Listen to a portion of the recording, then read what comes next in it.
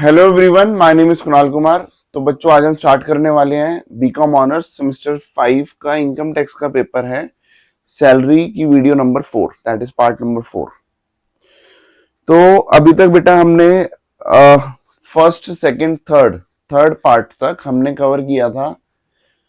क्या कवर किया था? हमने कवर किया था रिटायरमेंट बेनिफिट। तो मैंने आपको बताया था पूरा सैलरी जो चैप्टर है वो बेटा 4 पार्ट में डिवाइडेड है। एक होता है नॉर्मल मतलब उसके लिए कुछ करना नहीं होता, ठीक है, जिसमें बेसिक, डीए, कमीशन, ये सब क्वेश्चन में गिवन होता है। तो एक नॉर्मल सैलरी होती है। एक होता है रिटायरमेंट बेनिफिट। जब आप रिटायर होते हो तो आपको कुछ बेनिफिट दिए जाते हैं, तो उसमें टैक्स के क्या प्रोसीजर होते हैं, that is called retirement benefit, ठीक है। थर्ड होता है आपके पास जिसको हम बोलते हैं अलाउंसेस, और फिर फोर्थ आइटम जो हम पढ़ेंगे उसको बोलते हैं परक्विजिट्स। तो बेसिकली जो सैलरी चैप्टर है वो 4 पार्ट में डिवाइडेड है। तो वो नॉर्मल हमें पढ़ना नहीं है, रिटायरमेंट बेनिफिट हम कवर कर चुके हैं। आज हम स्टार्ट कर रहे हैं अपना जिसको हम बोलते हैं अलाउंसेस, ठीक है। सर, एक होता है अलाउंसेस और एक होता है परक्विजिट्स। तो अलाउंसेस और परक्विजिट में क्या डिफरेंस होता है, पहले हम डिफरेंस समझते हैं। सर, अलाउंस और परक्विजिट में डिफरेंस क्या होता है? जो मैं बेटा ये थर्ड पोर्शन पढ़ाने वाला हूं, दैट इज कॉल्ड अलाउंस। तो जो अलाउंस होता है वो बेसिकली मॉनिटरी बेनिफिट होते हैं, बेनिफिट इन कैश, ठीक है। सर, इसका क्या मतलब होता है? इसका मतलब होता है, मैं आपको एक एग्जांपल दे रहा हूं, उस एग्जांपल से आपको समझ आएगा कि अगर आप सपोज अहमदाबाद से, मैं एम्प्लॉयर हूं, अहमदाबाद से कोई काम करने आया, एम्प्लॉय काम करने आया, मैंने उसका इंटरव्यू लिया। तो मैंने उसको बोला भाई तेरी सैलरी 50,000 रुपए है, ठीक है। अब मैंने उससे पूछा बेटा तू रहता कहाँ पे है? तो उसने बोला सर मैं तो दिल्ली में नहीं रहता, मैं तो अहमदाबाद से आया हूँ। मैंने कहा तेरे पास रहने के लिए क्या जुगाड़ है? कह रहा सर वो तो मैं अभी मेरे पास कुछ नहीं है, मैं देखूंगा, ठीक है। तो मैंने थोड़ा उसको बोला, मैंने कहा यार ठीक है यार, ये बच्चा मतलब मेहनती बच्चा लग रहा है। तो मैंने उसको बोला कि भाई हम तेरे को ना अलाउंस देंगे, ठीक है। अब अलाउंस का मतलब ये है कि हम तेरे को, मतलब मैंने उसको बोला कि मैं तेरे को महीने के 10,000 रुपए दूंगा, मतलब साल में 1,20,000 रुपए दे दूंगा, ठीक है। साल के 1,20,000 मतलब महीने के 10,000। महीने के 10,000 रुपए मैं तेरे को दे दिया करूंगा हर महीने, और तू अपना किराए पे घर देख, और जो तेरे को पसंद आ रहा है वो घर तू देख ले। मैं तेरे से ना तेरे को एक्स्ट्रा पैसे दूंगा, ना तेरे से पैसे वापस मांगूंगा। इसका मतलब अगर तेरे को कोई किराए पे घर पसंद आता है, घर देखना तेरी जिम्मेवारी है। अगर तेरे को 12,000 का घर पसंद आता है तो भाई 10,000 तो मैं दे रहा हूं, 2,000 तू अपनी तरफ से मिला। और अगर तेरे को 8,000 रुपए पसंद आता है कि किराया, कोई घर पसंद आया जिसका किराया 8,000 रुपए है, तो मैं तेरे से पैसे भी नहीं मांगूंगा। तो ये होता है, हमने तेरे को अलाउंस दिया। क्या दिया? अलाउंस दिया, ठीक है। तो मैं क्या कह रहा हूं कि मैंने उसको पैसा दे दिया, समझ आ रही है? मैंने उसको कैश दे दिया। तो अगर मैंने कैश दे दिया तो उसको बोलते हैं अलाउंसेस। ये जो अलाउंसेस होता है ये होता है इन मॉनेटरी टर्म्स, ठीक है। क्या होता है? इन मॉनेटरी टर्म्स होता है, ठीक है। मैंने उसको पैसा ही पकड़ा दिया। तो सर ये जो पैसा पकड़ा दिया ना, ये बहुत इजी है, ये बहुत इजी है। मैं बता रहा हूं, परक्विजिट जब हम पढ़ेंगे ना तो उसमें आपको डिफिकल्टी आने वाली है। क्यों? क्योंकि अलाउंसेस का मतलब पैसे की बात हो रही है, इतने रुपए, समझ आ रही है? जब परक्विजिट की बात होगी तो वहां दिक्कत होगी, वहां पे आपको पैसे में कन्वर्ट करना पड़ेगा कि आपने जो फैसिलिटी दी है, एम्प्लॉयर ने जो फैसिलिटी दी है एम्प्लॉय को, उसको आपको पैसे में कन्वर्ट करना पड़ेगा। यहां पे इजी हो जाता है हमारे लिए क्योंकि ये ऑलरेडी मॉनेटरी टर्म्स में दिया हुआ है। इसीलिए हमेशा ध्यान रखना, अलाउंसेस इजी होंगे और जो परक्विजिट होंगे वो मुश्किल होंगे, ठीक है। चलो, तो ये तो हो गया भैया, इन मॉनेटरी टर्म्स होता है। तो कौन कौन से हमारे परक्विजिट्स होते हैं, सॉरी अलाउंसेस होते हैं, तो उस अलाउंसेस को थोड़ा ध्यान में रखते हैं, ठीक है। चलो, तो भाई जो अलाउंसेस में दो अलाउंसेस हैं, सबसे इंपॉर्टेंट वो है हमारे पास, पहले नंबर पे आता है हाउस रेंट अलाउंस। क्या बोलते हैं इसको? House rent allowances. इसको समझते हैं क्योंकि सैलरी एक ऐसा चैप्टर है जो कि बहुत बड़ा चैप्टर है, इसमें बहुत सारे प्रोविजंस होते हैं। तो पहले बच्चों में ना प्रोविजंस कवर करा रहा हूं, ठीक है। प्रोविजन कराने के बाद we will take up the questions from the book, फिर मैं उसके क्वेश्चंस कराऊंगा, राइट। तो क्वेश्चन करने के लिए पहले आपको प्रोविजन सारे आने चाहिए, ठीक है। सर ये हाउस रेंट अलाउंस क्या होता है, जो मैंने अभी आपको एग्जांपल दिया, ठीक है। तो भाई मैं, आपके पास घर नहीं है तो मैं आपको रहने के लिए, आप अपना घर देख लो, मैं आपको पैसे दे दूंगा, ठीक है। तो उसको हम बोलते हैं हाउस रेंट अलाउंस, ठीक है। तो ये जो हाउस रेंट अलाउंस होता है, जितना पैसा आपको मिला, सपोज कंपनी ने 1,20,000 रुपए दिया, तो सरकार बोलेगी कि भाई ये 1,20,000 रुपए मुझे इस पे टैक्स दो, ये अपनी इनकम में ऐड करो। तो हम बोलते हैं सरकार थोड़ा तो रहम करो। समझ आ रही है? ये कोई मैं अपनी मौज मस्ती के लिए खर्चा थोड़ी कर रहा हूं भैया, कंपनी मुझे मेरी मौज मस्ती के लिए थोड़ी पैसा दे रही है। समझ आ रही है? ये तो मेरी एक बेसिक नेसेसिटी है। Are you getting my point? ये तो मेरी बेसिक नेसेसिटी है।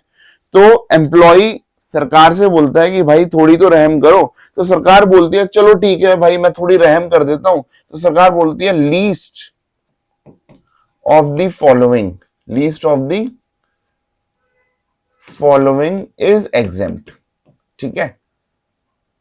तो सर जितना पैसा आपको मिल रहा है, सपोज 1,20,000 रुपए जितना मिल रहा है, अमाउंट एक्चुअली रिसीव्ड, उसमें से माइनस करोगे, मैं जो बोल रहा हूं, मैं 3 चीजें बोलूंगा, उसमें से जो मिनिमम होगा वो माइनस करोगे और बाकी फिर जो होगा वो आपकी इनकम में ऐड कर दोगे। फॉर एग्जांपल मैं इसमें 3 पॉइंट लिखूंगा, ठीक है। मैं इसमें कितने पॉइंट लिखूंगा?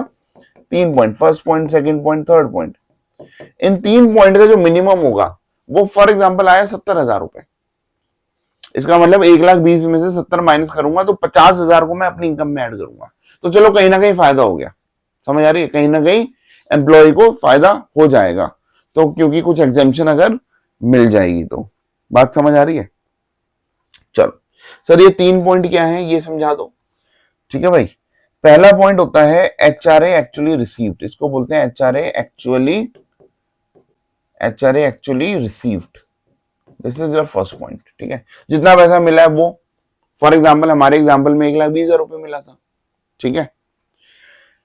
फिर दूसरा पॉइंट आता है रेंट पेड। क्या होता है? रेंट पेड, जितना आपने रेंट पे किया है उसमें से माइनस करो। मैं इसको ब्रैकेट में लिख देता हूं, rent paid minus 10% of salary, rent paid minus 10% of salary, ठीक है। तो जो आपकी सैलरी है उसका 10% माइनस करोगे तो जो आंसर आएगा वो आपका सेकंड पॉइंट, ठीक है। सर इसमें एक बात बताओ, इसमें हमें सैलरी का मतलब क्या होता है? इसमें सैलरी का मतलब क्या होता है? ठीक है भाई, इसको थोड़ा ऊपर कर देता हूं। चलो सर इसमें सैलरी का मतलब क्या होता है? तो भाई इसको मैं थोड़ा सा यहां पे साथ में लिखवा देता हूं। सैलरी का मतलब होता है बेसिक। आप सैलरी के लिए क्या ऐड करोगे? बेसिक प्लस डीए, ठीक है। क्या ऐड करोगे? बेसिक प्लस डीए, और ब्रैकेट में लिखता हूं आर मतलब जो रिटायरमेंट बेनिफिट के लिए काउंट होता है, ठीक है। प्लस कमीशन, ठीक है भाई। ये पिंक कलर नजर भी आ रहा है, येलो यूज कर लेता हूं, ठीक है। तो चलो इतना तो ये नजर आ रहा होगा, बेसिक प्लस डीए रिटायरमेंट वाला प्लस कमीशन, ठीक है। कौन सी कमीशन? फिक्स परसेंटेज वाली। कौन सी कमीशन? फिक्स परसेंटेज वाली, ठीक है। ठीक है भाई, तो ये तीनों चीजों को मिला के आप अपनी सैलरी बोलोगे, और जो सैलरी है वो is determined on due basis. समझ आ रही है? अगर ड्यू हो गई तो वो आपकी सैलरी बन गई, ठीक है। ड्यू बेसिस पे सैलरी आपकी डिटरमाइंड होती है, ठीक है। तो ये कुछ बातें हैं जो आपको इसमें ध्यान रखनी है, राइट। ठीक है भाई, अब ये बात भी हमें समझ आ गई। तीसरा पॉइंट क्या है? तीसरा पॉइंट कह रहा है कि भाई जो सैलरी है वो कितना होगा? 50%, ठीक है। थर्ड पॉइंट है 50% ऑफ सैलरी, 50% ऑफ सैलरी, ठीक है। या मैं इसमें बीच में दो पार्ट कर देता हूं, या 40% ऑफ सैलरी होगा, या क्या होगा 40% ऑफ सैलरी। सर ये किस केस में होगा और ये किस केस में होगा? अगर 50% ऑफ सैलरी होगा जब आपकी सिटी, चार मेजर सिटी है, ठीक है, जब आपकी सिटी क्या है, चार मेट्रो सिटी, दिल्ली, मुंबई, कोलकाता, चेन्नई, ठीक है। अगर ये सिटी है तो आपको 3.50% ऑफ सैलरी लेना है, सैलरी का मतलब आपको पता है। और अगर कोई अदर सिटी है, मतलब आप जहां आपने जहां घर लिया हुआ है वो इन शहरों में लिया हुआ है तो 50% थर्ड पॉइंट बन जाएगा। और अगर अदर सिटी है, और अगर अदर कोई सिटी है तो आपका 40% ऑफ सैलरी बन जाएगा। तो मुझे उम्मीद है भाई ये टेबल समझ आ गई। इन तीनों में आपको वैल्यू निकालनी है, और तीनों की वैल्यू निकालने के बाद जो मिनिमम होगा वो आपका क्या होगा, एग्जेम्प्ट हो जाएगा। ठीक है, किस में से एग्जेम्प्ट होगा? जो पैसा आपको मिला है, बेसिकली आपकी इनकम ये है, HR एक्चुअली रिसीव्ड। समझ आ रही है? सरकार बोल रही है सबको इनकम में ऐड करो, हम बोल रहे हैं रहम, तो सरकार बोल रही है इन तीन में से जो मिनिमम होगा, जिसमें एक पॉइंट वही बनता है जो आपका एक्चुअली रिसीव्ड है, तो इन तीन में से जो मिनिमम होगा वो आपका एग्जेम्प्ट हो जाएगा। एग्जेम्प्ट किसमें से होगा? अमाउंट एक्चुअली रिसीव्ड, क्योंकि वही आपकी इनकम है। ठीक है, चलो ये बात तो हमें समझ आ गई है। ठीक है भाई, ये बात हमें समझ आ गई है।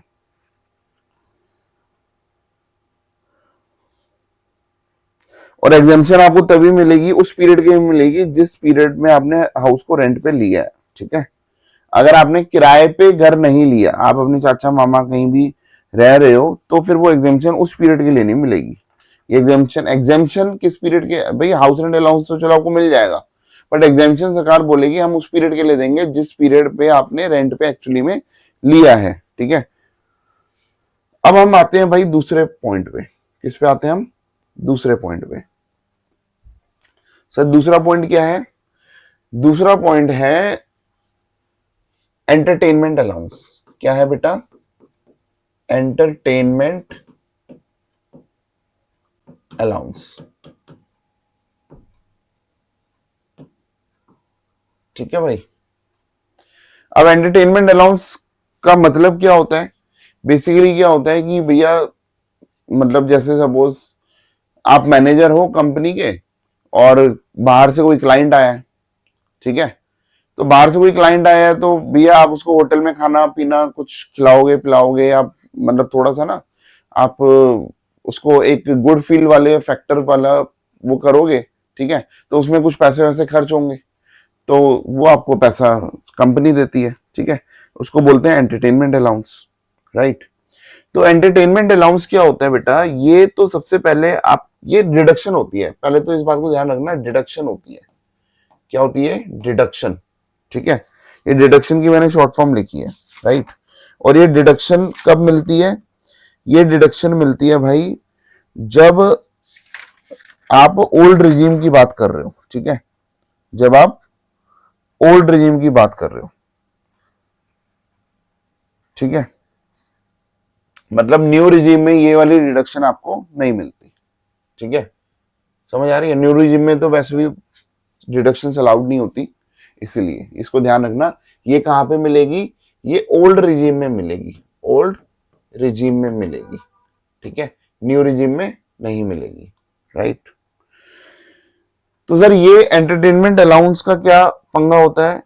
भाई एंटरटेनमेंट अलाउंस का पहले तो डिडक्शन होती है, आप इस बात को समझना। पहले सैलरी की सारी इनकम को ऐड कर देंगे, जब सारी इनकम को ऐड कर देंगे तो लास्ट में आपकी ग्रॉस सैलरी आएगी, उसमें डिडक्शन माइनस होती है। एक स्टैंडर्ड डिडक्शन होती है, एक एंटरटेनमेंट अलाउंस होता है, ठीक है, एक प्रोफेशनल टैक्स होता है।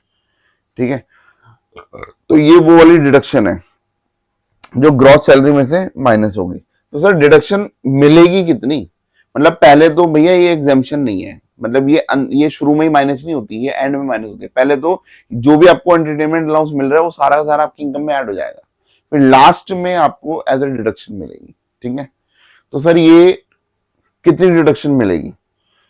पहली बात तो ये डिडक्शन किसको मिलेगी, डिडक्शन केवल गवर्नमेंट एम्प्लॉय को मिलेगी, चाहे वो, ठीक है, किसको मिलेगी, गवर्नमेंट एम्प्लॉय को। मतलब अगर मैं इसकी बात करता हूं तो भाई या तो गवर्नमेंट एम्प्लॉय होगा या नॉन गवर्नमेंट एम्प्लॉय होगा।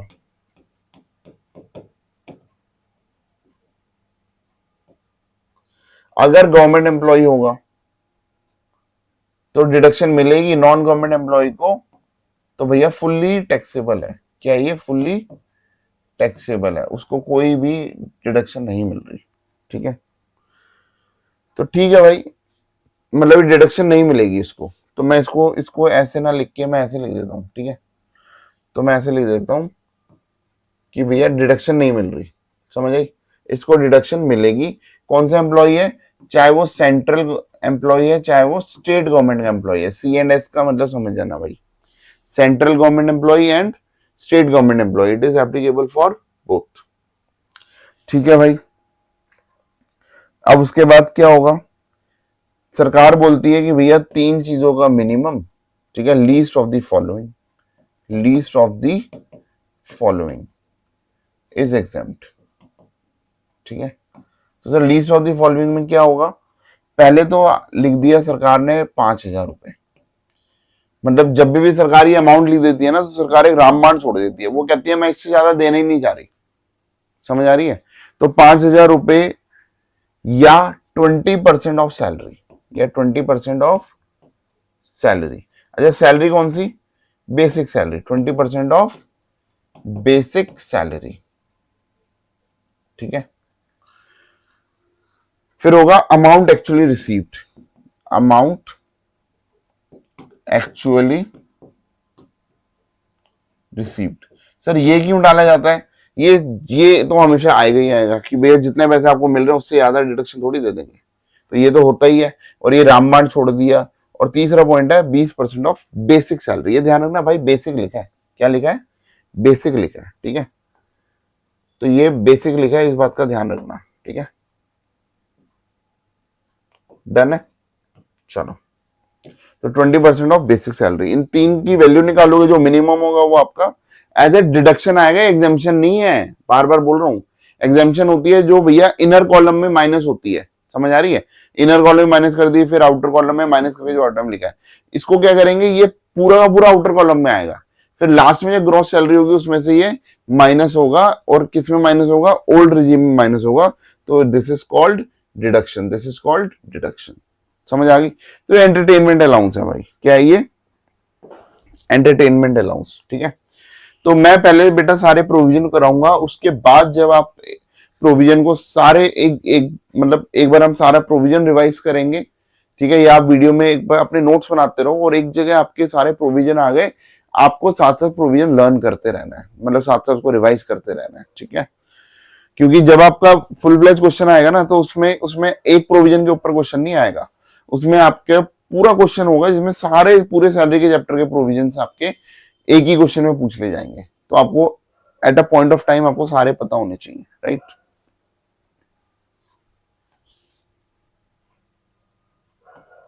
ठीक है भाई।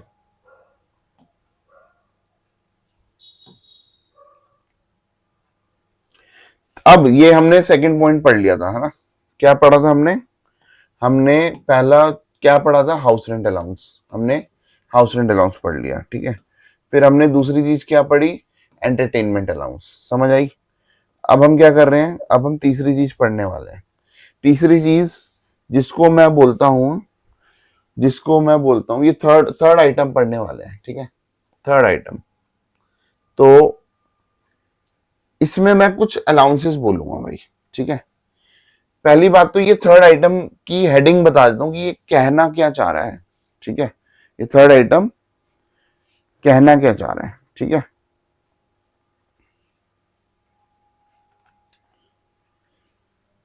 ये कह रहा है कि भाई आपको एग्जेम्पशन कितनी मिलेगी, अमाउंट रिसीव्ड और spent which ever is lower. मतलब अमाउंट रिसीव्ड और स्पेंट विच एवर, इन सबके लिए एक ही रूल है, which ever is lower, which ever is lower. ठीक है, जितना आपको मिला है और जितना आपने खर्च किया है, जो मिनिमम होगा, जो इन दोनों में लीस्ट होगा, वो आपका क्या हो जाएगा, एग्जेम्प्ट हो जाएगा, which ever lower is exempt. तो सर ये तो मतलब सबके लिए एक ही रूल है? हाँ भाई, सबके लिए एक ही रूल है। इसको मैं बोलता हूँ थर्ड पार्ट, आप याद रख लेना, इसको हम बोलेंगे थर्ड पार्ट। ठीक है, अलाउंसेस में जो थर्ड था उसमें बेसिक रूल यही लगेगा। तो सर इसमें कौन कौन से हमारे पास आ जाते हैं, ठीक है, तो मैं आपको थोड़ा सा समझा देता हूं। ठीक है, तो इसमें आता है कन्वेयंस अलाउंस। क्या आता है? Conveyance allowance. अच्छा, अलाउंस कितने होते हैं भाई? ये वाले अलाउंस अलाउंस कितने हो सकते हैं? पहली बात तो अलाउंसेस इनफाइनाइट हो सकते हैं, समझ आ रही है? कितने भी अनगिनत अलाउंस हो सकते हैं, 5, 10, 15, 20, 25, 30, कंपनी पे डिपेंड करता है, समझ आ रही है? कंपनी किसी भी चीज का अलाउंस दे सकती है। कंपनी कहती है कि भैया मुझे मुझे हर किसी के शू पॉलिश चाहिए, समझ आ रही है, मैं आपको पूरे साल भर के 1000 रुपए दे रही हूं। कंपनी कहती है मैं 1000 रुपए दे रही हूं, ठीक है, ये शू पॉलिश के हैं, समझ आ रही है, तो भैया आप अपना शू पॉलिश खरीदो और रोज पॉलिश करके आओ, समझ आ रही है? कंपनी कुछ भी कर सकती है। तो मैं ये बता रहा हूं, ये अलाउंसेस की कोई वो नहीं है कि ये हो सकता है, वो कंपनी पे डिपेंड करता है, कोई भी अलाउंस हो सकता है, समझ आ रही है? मैंने एक बड़े ऑकवर्ड अलाउंस आपको बता दिया, ऐसे कोई भी अलाउंस हो सकता है, समझ आ रही है? कंपनी कह रही है कि भैया आप कपड़े प्रेस करके आओगे, समझ आ रही है, तो मैं आपको मतलब आयरनिंग अलाउंस दे देती हूँ, समझ आ रही है? तो कंपनी कुछ भी कर सकती है, ठीक है? तो अलाउंस की कोई वो नहीं है कि कौन कौन से हो सकते हैं। अरे भाई, जनरली जो होते हैं वो लिख रहा हूं, बाकी कोई भी हो सकते हैं। तो ये मैंने आपको जनरल बातें आपको बताई हैं, ठीक है? तो कन्वेंस अलाउंस क्या होता है, मैं अभी डिस्कस करता हूं इनके बारे में। एक कन्वेंस अलाउंस होता है, एक डेली अलाउंस होता है, ऐसे बहुत सारे होते हैं। एक कन्वेंस अलाउंस होता है, एक डेली अलाउंस होता है, एक होता है ट्रैवलिंग अलाउंस होता है, ट्रैवलिंग अलाउंस, ठीक है? फिर एक होता है ट्रांसफर अलाउंस होता है,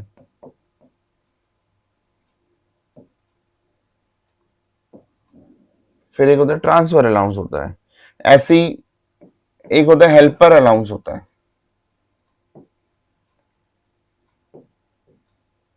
ठीक है? ऐसे ही एक रिसर्च अलाउंस होता है,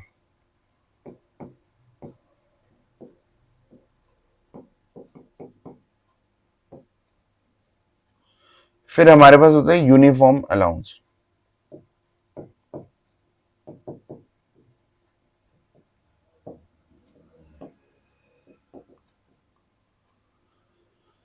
ठीक है, तो भाई ये कुछ एग्जाम्पल दिए हैं और मैंने आपको बता भी दिया है कि ऐसे तो भैया बहुत सारे अलाउंस हो सकते हैं, बट जनरल अलाउंसेस ये होते हैं, ठीक है? तो इसमें जितना अमाउंट रिसीव होता है और जितना अमाउंट रिसीव्ड और amount spend, whichever is lower is exempted. ठीक है भाई, ये बात आपको समझ आ गई होगी, ठीक है? अब एक बार समझते हैं भैया कन्वेंस, ये सब अलाउंस क्या होते हैं, ठीक है?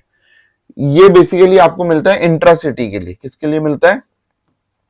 इंट्रासिटी, ठीक है?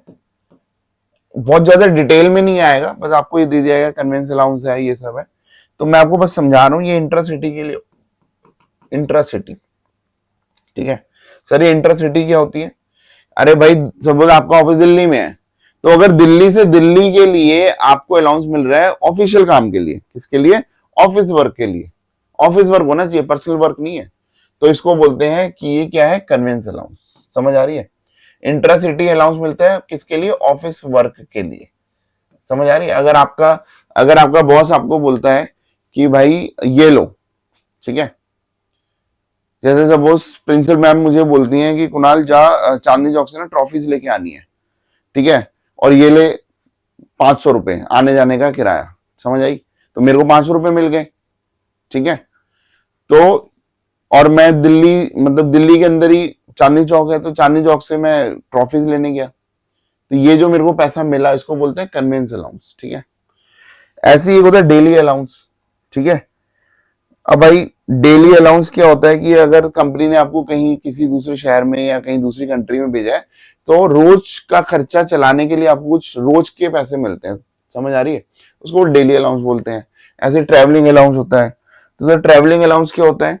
ट्रैवलिंग अलाउंस होता है कि सपोज इंटरसिटी, जैसे ये इंट्रासिटी था तो ट्रैवलिंग अलाउंस होता है इंटरसिटी। मतलब कंपनी बोलती है कि भैया पानीपत चले जा, वहां से पेमेंट लेके आनी है, समझ आ रही है। तो ऑफिस वर्क के लिए अगर आप इंटरसिटी जा, और ये भी ऑफिस वर्क ही है, समझ आ रही है, पर्सनल वर्क नहीं है। पर्सनल वर्क होगा तो सरकार बोलेगी भैया मैं कुछ नहीं दे रही एग्जामिशन वगैरह, समझ आ रही है, वो सब आपकी ऐश की बातें हैं। तो भैया आप एक काम करो, आप उसको इनकम में ऐड कर दो, समझ आ रही है। तो ये मैं ट्रेवलिंग अलाउंस हो गया, ठीक है। ऐसे होता है transfer allowance. Sir transfer allowance का मतलब क्या होता है कि भैया जब आपकी ट्रांसफर हो जाती है, सपोज आप अभी दिल्ली में हो, समझ आ रही है, आपकी ट्रांसफर होगी बॉम्बे, अब आप सामान बॉम्बे में लेके जाओगे तो सामान ले जाने का जो खर्चा होता है वो सब आपको ऑफिस देगा, आपको ले जाने का जो खर्चा होगा वो ऑफिस देगा, समझ आ रही है। सपोज आप ट्रेन से जाते हो तो ट्रेन की टिकट ऑफिस देगा, ठीक है, ट्रेन की टिकट के पैसे। तो ये जितने भी इसको बोलते हैं ट्रांसफर अलाउंस, बात समझ आ गई। तो ये तीनों नाम सेम सेम से लगते हैं, कन्वेंस, ट्रेवलिंग, ट्रांसफर, बट आपको पता होना चाहिए जब आपकी ट्रांसफर हो जाती है तो उसमें जो आपको पैसे मिलते हैं that is called transfer allowance. फिर ऐसी भैया आप मतलब आपकी पोस्ट अच्छी खासी है तो आपको हेल्पर, आपको फाइल वाइल पकड़ने के लिए एक हेल्पर पकड़ा दिया जाता है, तो उसका उसके लिए अलाउंस मिल जाता है। कंपनी कहती है भाई ये ले 10,000 रुपए हर महीने के ले ले और अपने लिए एक हेल्पर रख ले, ठीक है।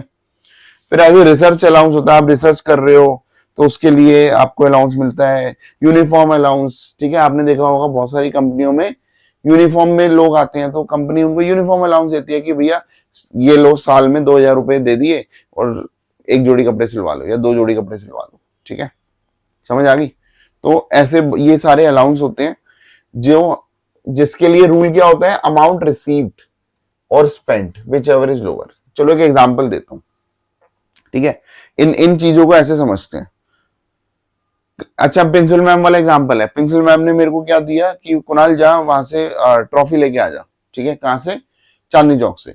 अब मैं चांदनी चौक गया और मैम ने कितने रुपए दिए, 500 रुपए दिए, समझ आई। इसी एग्जाम्पल को लेके समझना। अब मैंने खर्च किए 300 रुपए, मैंने खर्च किए 300 रुपए, समझ आ रही है। तो बेसिकली क्या था कि मैम ने ऐसे समझ के पैसे दिए भैया कैब से जा कैब से आ, समझ आ रही है। तो मैं गया मेट्रो में क्योंकि भैया मेरे पास तो सामान था ही नहीं, मैंने थोड़ा दिमाग लगाया अपना कि भैया मेट्रो में चले जाता हूं और आते हुए मेरे पास सामान बहुत सारा होगा, 100-150 ट्रॉफीज वगैरह होंगी तो मैं कैब कर लूंगा, समझ आ रही है। तो मोटा मोटी ऐसा था कि भैया 250 रुपए जाने में लगेंगे, 250 रुपए आने में लगेंगे ऑन एन एवरेज। तो मैम ने मेरे को 500 रुपए दे दिए। अब मैंने क्या किया, 50 रुपए तो मेट्रो में चला गया और उसके बाद मैं 250 रुपए में कैब में करके आ गया, तो मेरे तो 300 रुपए लगे। तो मिले कितने, 500। बोलो मिले कितने, 500। मैं इसमें बता रहा हूं मिले कितने, 500। खर्च कितने हुए, खर्च कितने हुए, इसको थोड़ा सा मुझे डाउन करना पड़ेगा।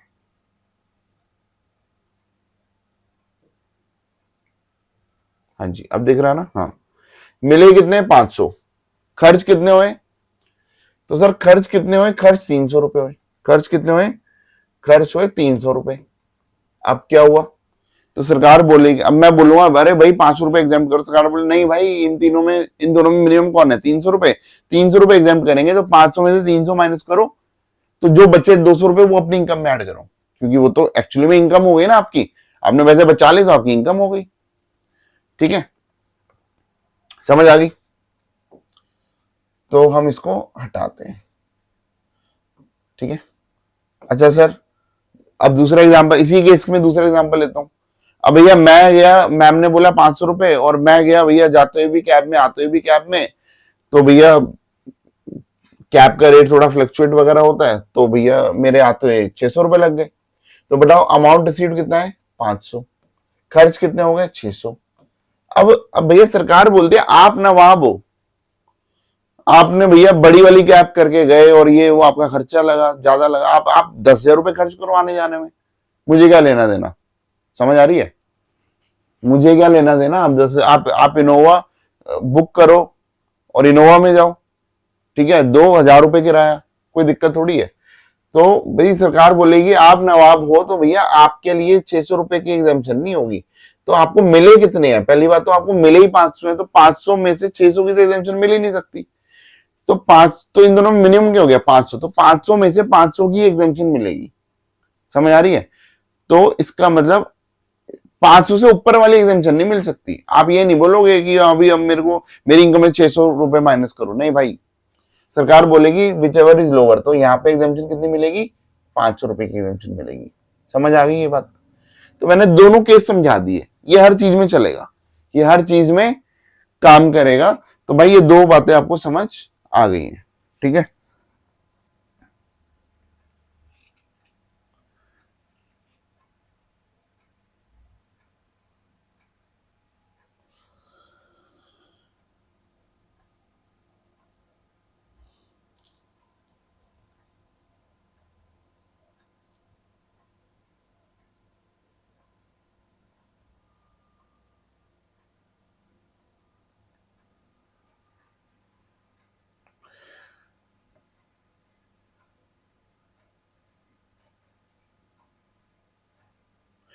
और भाई ये ओल्ड में ही मिल रही है, ठीक है।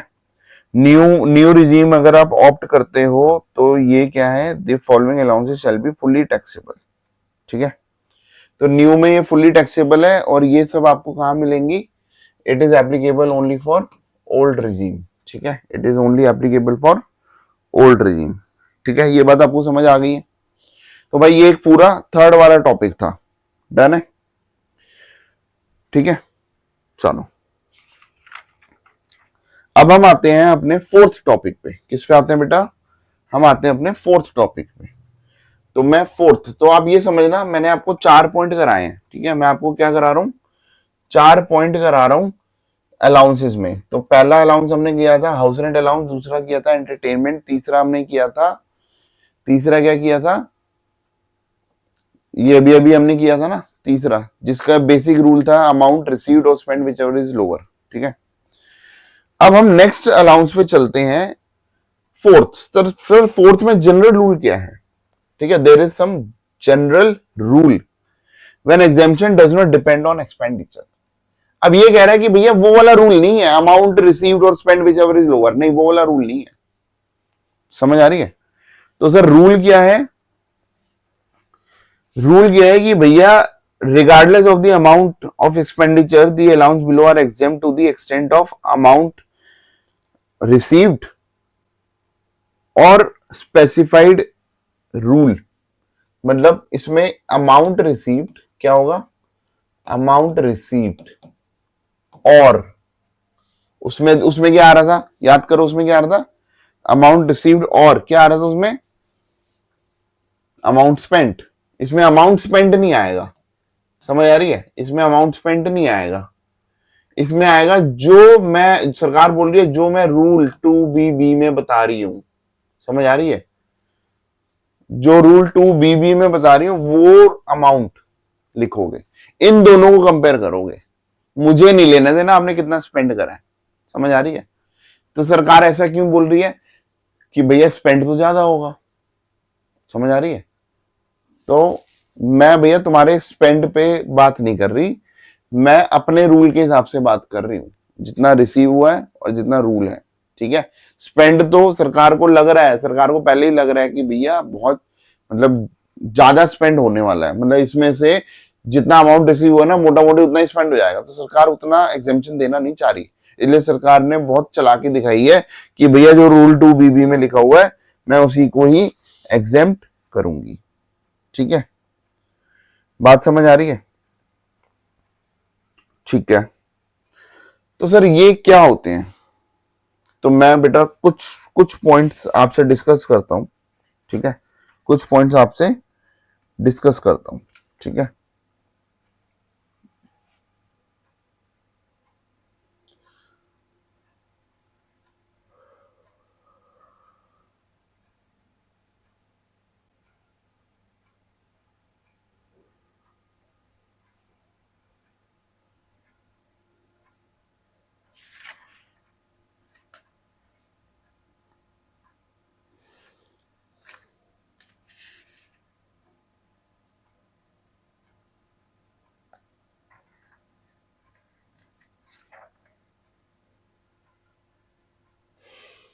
चलो, पहले सबसे पहला आता है जो बेटा, ये बहुत इंपॉर्टेंट होता है, पेपर में आते ही है, ठीक है।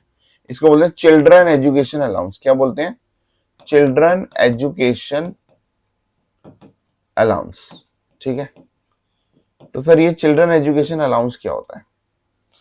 ठीक है, पता क्या है, सैलरी चैप्टर बड़ा इजी भी है, अगर आप थोड़ा लॉजिक के साथ समझोगे ना तो आपको आपको ऐसा लगेगा सब लॉजिकल है, ठीक है। मतलब सब लॉजिकल मतलब भाई कुछ बातें सही भी लगेंगी, कुछ गलत भी लगेंगी, लेकिन आपको ऐसा लगेगा कि अगर आप सरकार होते, अगर आप सरकार के बदले होते तो आप भी ऐसे रूल बनाते, ठीक है। क्योंकि देखो दोनों दोनों पक्ष हैं, दोनों अपना अपना फायदा देखेंगे, ठीक है। चिल्ड्रन एजुकेशन अलाउंस, तो सर चिल्ड्रन एजुकेशन अलाउंस का मतलब क्या है कि भैया आपका एम्प्लॉयर आपके बच्चों को पढ़ाने के लिए आपको एक बेनिफिट दे रहा है। भाई कंपनियां बेनिफिट देती हैं, कंपनियां बेनिफिट देती हैं। अब जैसे गूगल कंपनी है, समझ आ रही है? तो गूगल क्या करती है, गूगल भैया ऑफिस में जिम है, ऑफिस में स्विमिंग पूल है, आपके पास अगर घर में पेट है तो ऑफिस में पेट ले आओ, पेट के लिए एक अलग एरिया बना रखा है, समझ आ रही है? और अगर आपके छोटे बच्चे हैं तो भैया छोटे बच्चों के लिए अलग से एरिया बना, मतलब वहां पे किंडर गार्डन बना रखा है, समझ आ रही है? तो कंपनी आपको बहुत सारे बेनिफिट्स देती है, राइट, बहुत सारे बेनिफिट देती है।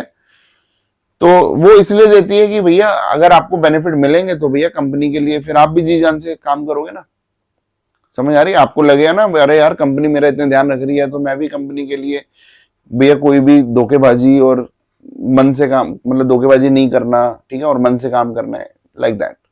तो चिल्ड्रन एजुकेशन अलाउंस मतलब आपका जो एम्प्लॉयर है वो आपको पैसे देता है। फॉर एग्जाम्पल आपके 5 बच्चे हैं तो भैया 5 बच्चों के पैसे देता है, ठीक है। कितने रुपए देता है? फॉर एग्जाम्पल मतलब आप रिलायंस में, आप अंबानी कंपनी में जॉब कर रहे हो तो भैया हर बच्चे के हर महीने के 10,000 रुपए देता है, समझ आ रही है? कि हाँ भी चलो पढ़ाओ बढ़िया से बढ़िया स्कूल में, तो ठीक है 10,000 इंटू 5, 50,000 रुपए तो महीने के हो गए, ठीक है। 12 पंजे 60, 6 लाख रुपए दे दिए, समझ आई? सरकार बोलती है आपको मिले कितने? 6 लाख रुपए, लेकिन सरकार बोलती है कि भैया हम आपको एग्जेम्पशन देंगे, ठीक है, हम आपको एग्जेम्पशन। अच्छा ये भी ओल्ड के लिए एप्लीकेबल है भाई, ये वाली जो 4th पॉइंट है, it is applicable for old, new में नहीं मिलती, ठीक है। तो साथ साथ मैं आपको ओल्ड और न्यू का भी डिफरेंस बताता जा रहा हूं, ठीक है। तो सरकार बोलती है कि भाई रूल 2BB में क्या लिखा हो मैं वो बता रही हूं, आपको मिला जितना भी है वो तो है ही, उसको कंपेयर कर लेना, और जो मैं बता रही हूँ रूल 2BB क्या कह रहा है कि भैया 100 रुपए पर मंथ, 100 रुपए पर मंथ पर चाइल्ड, ठीक है, 100 रुपए per month per child up to a maximum of 2 children, maximum of 2 children. तो ये कह दिया क्वेश्चन में, समझ आ रही है? अब आप बताओ कि भैया कोई ऐसा स्कूल होगा आज के टाइम में, आज के टाइम में सरकारी स्कूल भी नहीं होगा कि भैया 100 रुपए पर मंथ लग रहे हैं, समझ आ रही है? आज के टाइम में तो आप ये मान के चलो कि मोटा मोटी हर, मतलब चाहे वो बढ़िया स्कूल हो, बढ़िया के तो भैया बात ही अलग है, नॉर्मल स्कूलों के भी, जो नॉर्मल प्राइवेट स्कूलों में बच्चे पढ़ रहे हैं उनकी भी 8, 9, 10 हजार रुपए पर मंथ की फीस हो चुकी है आज के टाइम पे। तो आपको कितना भी मिल रहा है मुझे उससे कोई लेना देना नहीं है कि भैया, ठीक है, मतलब लेना देना तो है, तभी तो वो लिखा हुआ ना कि इसको और इसको कंपेयर करना।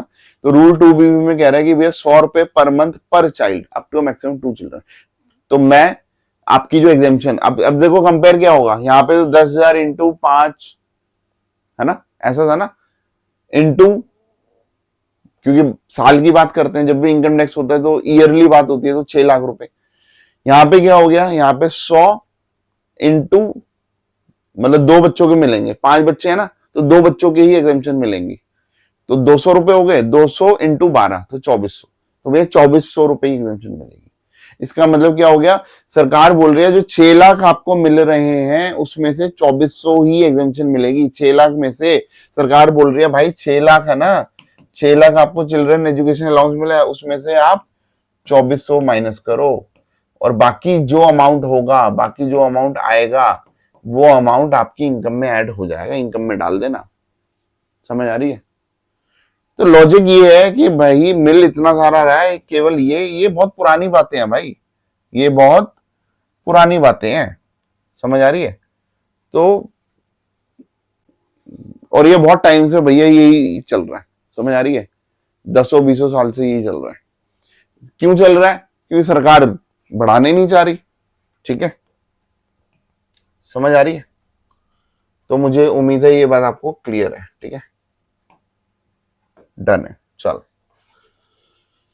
अब आता है बी पार्ट। तो ऐसे बी पार्ट की बात होती है, उसको बोलते हैं hostel expenditure allowance. Hostel expenditure allowance, तो सर ये क्या अलाउंस होता है? अरे भाई आपका एम्प्लॉयर आपको पैसे दे रहा है कि भैया अरे भाई हॉस्टल में पढ़ा, कोई दिक्कत नहीं है। समझ आ रही है? मतलब हॉस्टल भी अच्छा माना जाता है। ठीक है, तो मैं उसके पैसे दूंगा। तो भैया वो जितने भी पैसे दे रहा है, और रूल 2B भी पता है क्या कह रहा है? कह रहा है इसमें तो भाई कितना अमाउंट है? 300 रुपए पर चाइल्ड। कितना है? ₹300 per month per child, up to a maximum of 2 children. 2 children से ज्यादा नहीं मिलेंगे भाई। अच्छा, एम्प्लॉयर तो दे सकता है, वो तो 10 बच्चों को भी दे सकता है। किसी के 10 बच्चे हैं, 10 बच्चों के भी दे रहा है हॉस्टल के पैसे। लेकिन सरकार कह रही है हम तो 2 बच्चों के ही एग्जेम्पशन करेंगे 300 रुपए के हिसाब से। ठीक है, ठीक है भाई, लॉजिक समझ आ रहा है? C point. फिर ऐसे ही आपका एक होता है ट्राइबल एरिया अलाउंस। तो मैं इधर लिख देता हूं भाई, ट्राइबल एरिया। ठीक है, ट्राइबल एरिया अलाउंस। ठीक है, ये दो तो भाई बहुत इंपॉर्टेंट है, ये तो पेपर में पूछे ही जाते हैं। ठीक है, ट्राइबल एरिया अलाउंस मतलब अगर सपोज आपको कोई ऐसे जगह पे ट्रांसफर कर दी कंपनी ने जो झिंगा लाला हू टाइप जगह है। समझ आ रही है? मतलब जंगल टाइप एरिया है, ट्राइबल्स। ठीक है, तो क्या हुआ? तो वहां पे कंपनी कहती है कि भैया तेरी यहाँ पे तनख्वाह 50,000 रुपए है, तू वहां जाएगा तो मैं तेरे को 1 लाख रुपए दूंगी। तो ठीक है भाई, क्यों दूंगी? 50,000 रुपए तो तेरी सैलरी होगी, 50,000 रुपए और तेरे को एक्स्ट्रा दूंगी ट्राइबल एरिया अलाउंस। समझ आ रही है? क्योंकि वहां कोई जाना नहीं चाह रहा। अब भैया जिसको जरूरत है, जिसको ऐसा लग रहा है अरे हाँ अरे भाई ये तो बहुत बढ़िया हिसाब किताब है, तो मैं तो जाऊंगा। समझ आ रही है? उसको पैसे की जरूरत थी, वो कहता है ठीक है मैं जाऊंगा। सरकार बोल रही है कि भैया जो 50,000 रुपए तेरे को ट्राइबल एरिया अलाउंस मिला है वो तो ठीक है, वो तो ये है, बट मेरा रूल भी सुन ले। मेरा रूल क्या है? मैं कितने एग्जाम्प्ट करूंगी? 200 रुपए पर मंथ। बताओ, अरे भाई 200 रुपए में कुछ होगा? एग्जाम्पशन बहुत कम रखी हुई है। ठीक है, क्योंकि सरकार क्या चाह रही है? सरकार चाह रही है भैया मैं एग्जाम्पशन कम देना चाह रही हूँ, क्योंकि मेरे को ज्यादा इनकम में ऐड करवाना है। जितना इनकम में ऐड होगा उतना सरकार को टैक्स मिलेगा। ठीक है, तो ये कुछ बातें हैं। ठीक है, ऐसे ही होता है special compensatory hilly area allowance. तो मैं इसको लिख देता हूँ हिली एरिया अलाउंस। क्या लिख देता हूँ? Hilly area allowance. ठीक है भाई, तो सर ये हिली एरिया अलाउंस कितना है? ये जो हिली हाई एल्टीट्यूड होता है ना, मतलब जैसे कारगिल वगैरह कहीं, ठीक है, हाई हाई एरिया में अगर आप हिली एरिया में जाते हो तो ये रेंज करती है, एग्जेम्पशन रेंज करती है ₹300 to ₹7,000 per month. ₹300 to ₹7,000 per month. तो वो क्वेश्चन में दिया होगा। सर हम कितना लेके चलेंगे? भाई क्वेश्चन में दिया होगा। ठीक है, ऐसे ही और भी अलाउंस होते हैं। एक होता है बॉर्डर एरिया अलाउंस। क्या होता है? Border area allowance. ठीक है भैया, बॉर्डर में थोड़ा सा होता है ना कि गोलीबारी चलती रहती है। Remote area allowance, disturbed area allowance. अगर आपकी कंपनी वहां पे आपकी ट्रांसफर कर देती है तो ये 200 से 1,300 रुपए, 200 से 1,300 रुपए तक इसकी एग्जामिशन रेंज करती है। ठीक है, पर मंथ की बात बता रहे हैं। ये किसकी बात बता रहे हैं? पर मंथ की। तो सर पर मंथ क्यों बता रहे हैं? ये ईयरली क्यों नहीं बता रहे? अरे भाई हो सकता है ना आपकी ट्रांसफर लास्ट के 4 महीने में हुई हो, तो पर मंथ के हिसाब से आप निकाल लोगे 4 महीने का। ठीक है, मतलब ऑब्वियसली पूरे साल का कितना वो तो हमें बताना ही है ना। तो ये पर मंथ के हिसाब से, इसको ध्यान रखना। कहीं बच्चे गलती करते हैं, पूरा इनकम टैक्स हम ईयर के हिसाब से चल रहे होते हैं, कुछ चीजें हमें पर मंथ के हिसाब से दी होती हैं, तो भैया गलती से बच्चे उसको भी ईयरली एज्यूम करके फिर वो कर लेते हैं, वो आंसर ही गलत आया था उनका। ठीक है,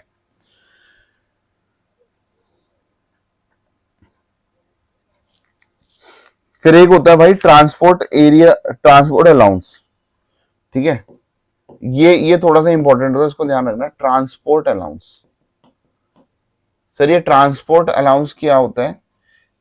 पहली बात तो ये किसको मिलता है? ये फिजिकली डिसेबल्ड को मिलता है, ठीक है। ये किसको मिलता है? मतलब जो ब्लाइंड होते हैं, डेफ, डम और ऑर्थोपेडिकली हैंडीकैप होते हैं, ठीक है। ये ध्यान रखना भाई, मैं बोल रहा हूं जो ब्लाइंड होते हैं, डेफ, डम या ऑर्थोपेडिकली हैंडीकैप, ठीक है, तो उनको ये देखो, ये अलाउंस तो किसी को भी मिल सकता है, ये अलाउंस तो किसी को भी मिल सकता है, ठीक है। लेकिन एग्जेम्पशन किसको मिलती है? एग्जेम्पशन, ठीक है, एग्जेम्पशन केवल ब्लाइंड, डेफ, डम, ऑर्थोपेडिक, हैंडीकैप को मिलेगी। कितनी मिलेगी? ₹3200 पर मंथ। कितनी मिलेगी? ₹3200 पर मंथ की एग्जेम्पशन मिलेगी, ठीक है। ये बात क्लियर है? सर ट्रांसपोर्ट अलाउंस क्या होता है? भैया ऑफिस से घर, घर से ऑफिस, ठीक है।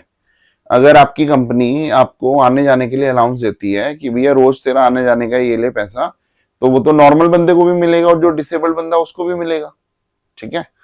लेकिन डिसेबल बंदे को ही एग्जेम्पशन मिलेगी, नॉर्मल बंदे को एग्जेम्पशन नहीं मिलेगी। समझ आ रही है? तो मैं इधर डिसेबल्ड लिख देता हूं, ठीक है। डिसेबल्ड पीपल के लिए एग्जेम्पशन है, ठीक है। चलो ये बात भी हमें समझ आ गई।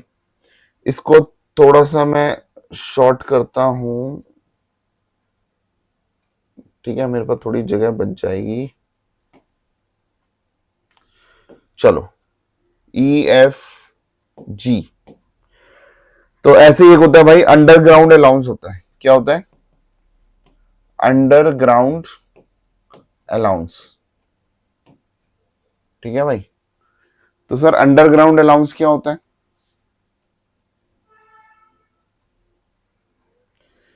जो लोग माइंस वगैरह में काम करते हैं ना, जैसे कोयले की खान होती है, जमीन में कई किलोमीटर तक नीचे जाके काम करना पड़ता है और वो बड़ा रिस्की काम होता है। मतलब वहां ऑक्सीजन नहीं होती, वहां कई बार ऐसा होता है कि भैया कोई एक्सीडेंट हो जाता है, लिफ्ट खराब हो जाती, मतलब जो जिस जिस जिस ट्रॉली वाली लिफ्ट में जाते हैं वो खराब हो जाती है, कई बार कुछ हो जाता है तो उनकी जान पे आ जाती है, ठीक है, और बहुत लोग मरते भी हैं, ठीक है। तो ये जो अंडरग्राउंड अलाउंस होता है, तो उसमें काम करने के लिए एम्प्लॉय को ज्यादा पैसे मिलते हैं, ठीक है। तो सरकार क्या बोलती है कि भैया हम एग्जामेशन कितना देंगे? ₹800 पर मंथ। कितना देंगे? ₹800 पर मंथ की हम क्या देंगे? एग्जामेशन देंगे, ठीक है भाई। तो ये बात आपको क्लियर हो गई है ना? ये बात आपको क्लियर हो गई है, डन है। ऐसे ही मैं चलो एक दो पॉइंट और बोल देता हूं।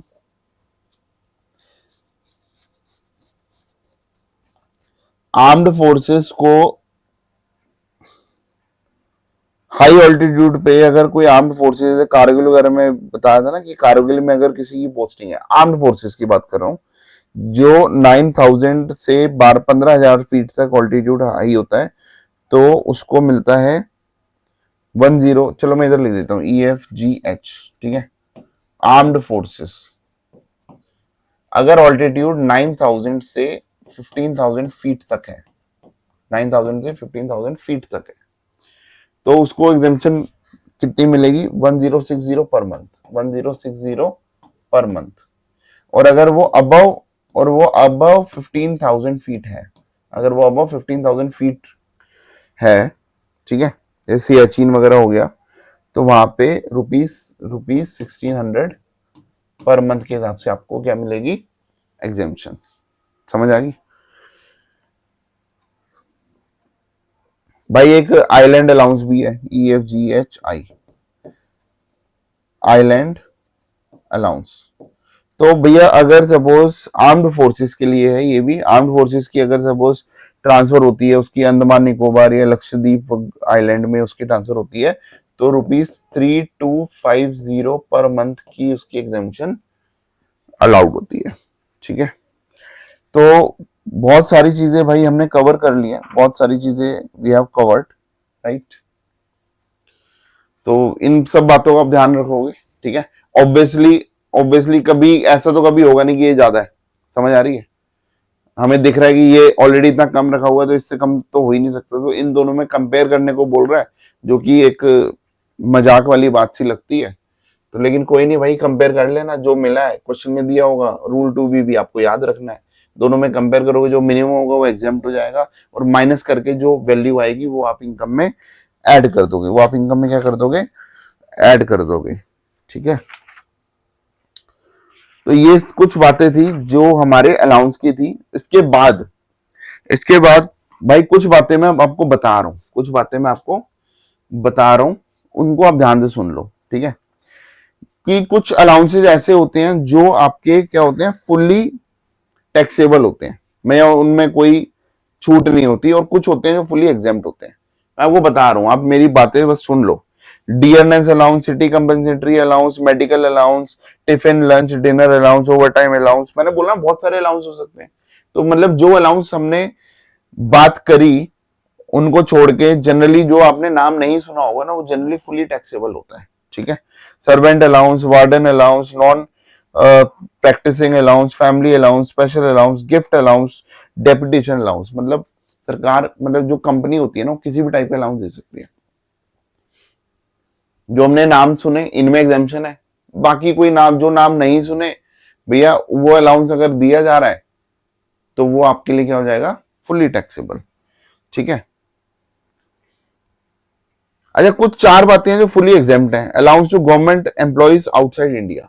अगर कोई गवर्नमेंट एम्प्लॉय इंडिया के बाहर जॉब कर रहा है, मतलब ठीक है, तो उसको बाहर रहने के लिए जो भी अलाउंस मिलता है ना, तो वो फुली एग्जेम्प्ट होता है, ठीक है। जो भी अलाउंसेस उसको मिलते हैं गवर्नमेंट एम्प्लॉय को बाहर, क्योंकि बाहर उसकी ट्रांसफर है, ठीक है, तो अननेसेसरी उसके खर्चे ज्यादा होंगे। अब खर्चे उसकी वजह से ज्यादा नहीं है, क्योंकि भैया उसको तो भेजा गया बाहर काम करने के लिए। तो गवर्नमेंट एम्प्लॉय कोई बाहर काम कर रहा है, उसको अलाउंस मिलेगा, तो फुली एग्जेम्प्ट है।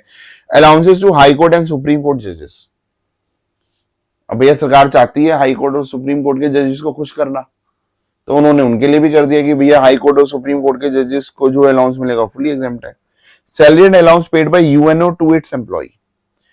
अब भैया यूएनओ, यूनाइटेड नेशंस में अगर कोई जॉब कर रहा है, तो ये इंडिया के लिए बड़े गर्व की बात होती है, समझ, हर कंट्री के लिए गर्व की बात होती है, क्योंकि वो एक इंटरनेशनल ऑर्गेनाइजेशन है जिसमें वो इंडिया को रिप्रेजेंट कर रहा है, समझ आ रही है। तो सरकार उससे खुश होकर बोलती है कि भैया जो भी सैलरी और अलाउंस यूएनओ पे करेगा, यूएनओ पे कर रहा है उनको, तो वो फुली एग्जेम्प्ट है। And all other allowance not mention, marriage allowance, ठीक है। अच्छा, ये 3 अलाउंस जो मैंने अभी बताई ये फुली एग्जेम्प्ट है, ठीक है। उसके अलावा जो भी आपको अलाउंस नजर आ रहा है वो सब टैक्सेबल है, वो सब क्या है, टैक्सेबल है। तो भाई मुझे उम्मीद है ये आज मैंने अलाउंस वाला टॉपिक हमारा पूरा कवर कर दिया। इसमें बहुत सारे प्रोविजंस हैं, ये सारी बातें आपको कहानी की तरह याद रखनी है, और आपको बार बार उसको रिवाइज भी करना है। तो ये वीडियो को 1-2 बार और देख लेना, क्योंकि आप भूल जाओगे तो थोड़ा सा रिवाइज हो जाएगा। और जब हम सारे प्रोविजन कर लेंगे, फिर हम अपने क्वेश्चन स्टार्ट करेंगे, और फिर क्वेश्चन करने में आपको मजा आएगा जब आपको प्रोविजन याद होंगे, ठीक है। चलो, it was video number 4 that was of allowance. Now we will meet in the video number 5 that is of perquisites. Thank you so much, bye.